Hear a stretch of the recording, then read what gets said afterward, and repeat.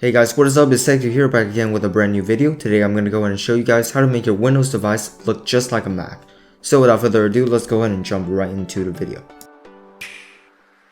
So the first thing you guys will need to do is search for DeviantArt macOS cursor and then head on over to the website. However, make sure that you're registered with an account so that you're able to download items from the website. Now just click on the download icon here and then open the zip folder. Extract the files you just downloaded by selecting the extract option over here, and then open the unzipped file. Now click on the .install file and then press install. Once the download is complete, search for cursor in the search bar and then select the change the mouse pointer display or speed. Click on pointers and then change the scheme to macOS. So now you will need to go in and install Rocket Dock.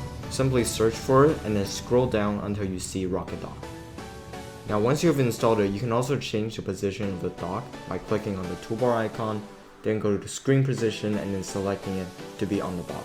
So next you will need to go in and download the Rocket Dock skin. To do that, just search for the Rocket Dock Big Sur skin and then download it from the DeviantArt website. Then unzip the files and copy the first 5 files here. After that, go to Windows logo R, type shell apps folder, go to settings, create a shortcut on the desktop, drag it into the desktop and then put it on the taskbar. Then change the image to whatever you want, and you can do this for any app you want.